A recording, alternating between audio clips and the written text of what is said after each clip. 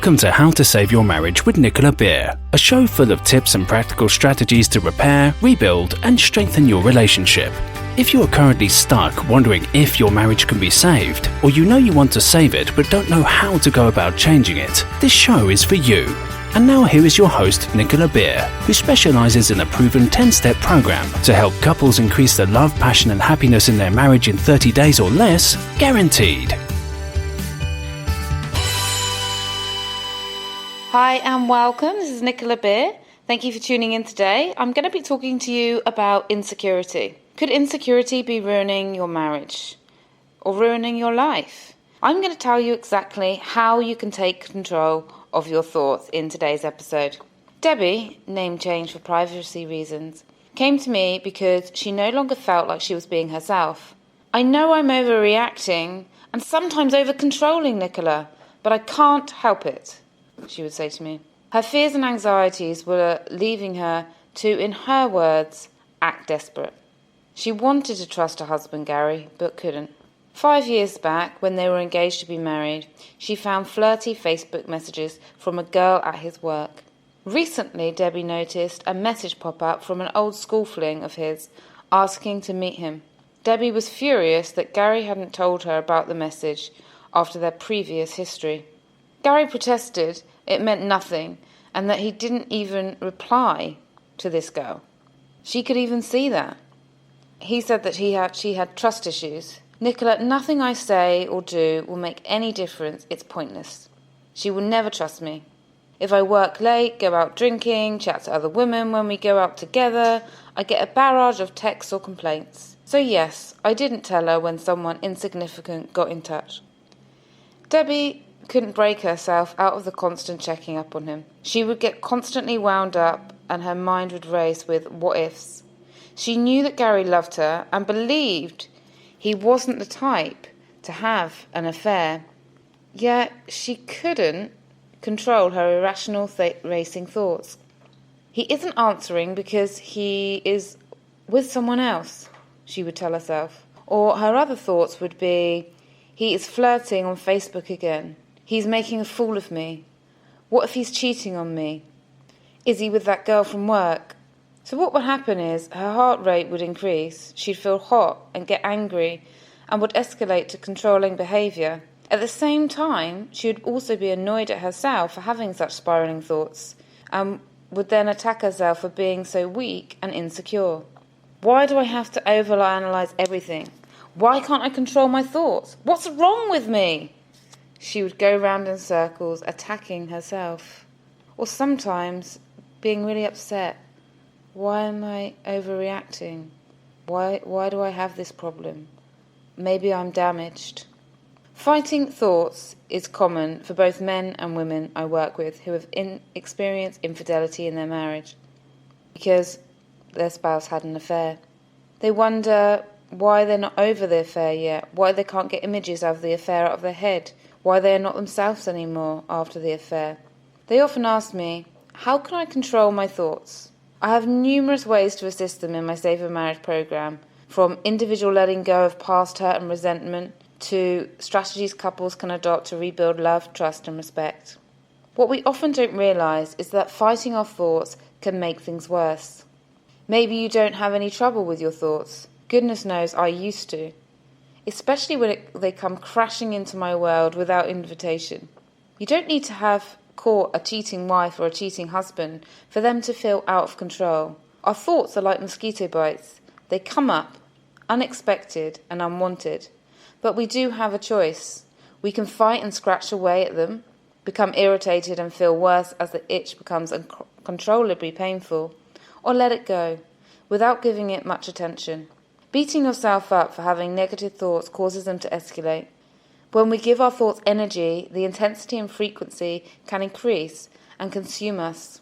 It's like feeding a parasite. It will grow. What about you? Do you ever curse yourself for thinking negative thoughts? Do you get agitated when your thoughts seem out of control?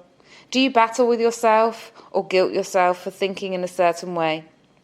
If the answer is yes, let me share with you that the best way you can control your thoughts is to be kind to your mind. Instead of fighting fearful and anxious thoughts, getting angry and annoyed at your mind for racing, feeling victim to circling doubts, be kind to your mind. So you might be wondering, how on earth do I do that, Nicola? What are you talking about? Well, number one is to acknowledge, accept and appreciate each thought rather than dwell on it or fight it. 2, remind yourself that thoughts come and go. You don't have to attach any meaning to them. 3, recognise that all thoughts we have, especially anxious and fearful thoughts, is just our mind's way of trying to protect us.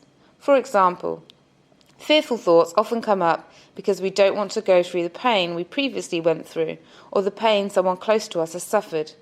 This is your mind looking out for you. Take this as a blessing. Calm the thoughts by listening to them and recognising that it's just a warning and doesn't need to be acted upon. Anxiety. Anxious thoughts can be a sign we love someone or something dearly. Our spouse, our friends, our family, our job, and we just don't want to lose them. It can be a beautiful sign to pay attention to what's important. So if you've got any anxieties around your relationship, then maybe it's just trying to show to you that how important it is to you, and perhaps you can take action to lessen it. All fear and all anxiety can be reduced with the right actions. You just need to take the right actions and also follow techniques that will help you calm the anxieties. So try with each anxiety to try and be grateful for it, because it's showing us that we need to be focused on living in the now and appreciate what we have. Indecision. Same if you're stuck with indecision.